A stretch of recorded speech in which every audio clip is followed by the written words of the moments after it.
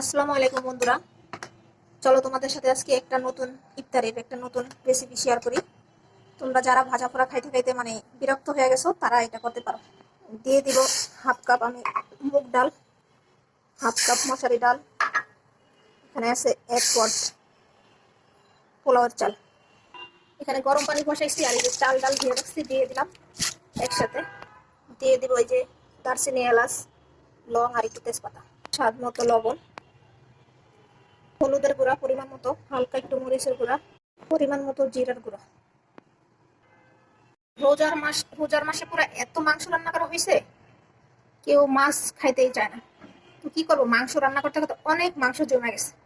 এখন আর মাংস আর তারা খাবে না, মাংসের উপর থেকে মন উঠে গেছে। তো আমি যে অনেকগুলো আমার মুরগির মাংস জমেছিল ওইটা দিয়ে দিলাম। আমার মেয়ে এত মুরগির মাংসের পাগল, সেও এখন আর মুরগির মাংস খায় না।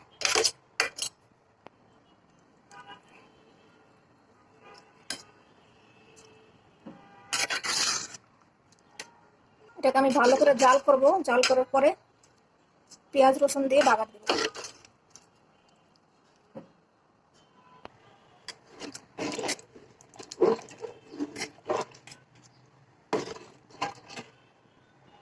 কালারটা এত সুন্দর আসছে, যদিও আমি খাই না, আজকে খাওয়ার চেষ্টা করব।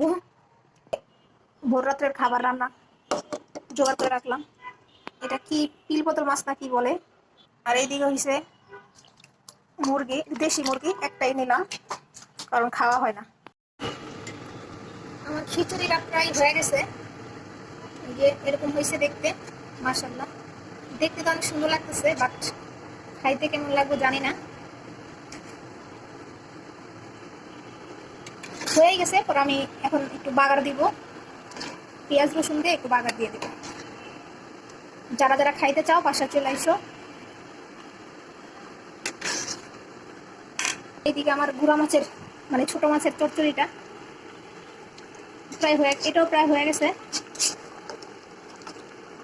ধনিয়া পাতা দিয়ে দিব। অন্য বছর থেকে এই বছর আসলে ভালোই গ্যাস ছিল, রোজাতে এরকম ডিস্টার্ব করে নাই। অন্য বছর তো ডিস্টার্ব করে অনেক গ্যাসে।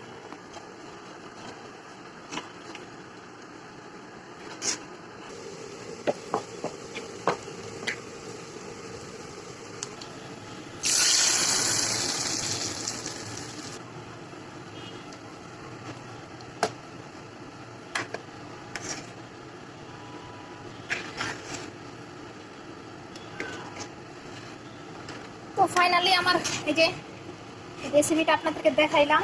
এটা হচ্ছে খিচুড়ি রান্না করলাম, বুঝছেন।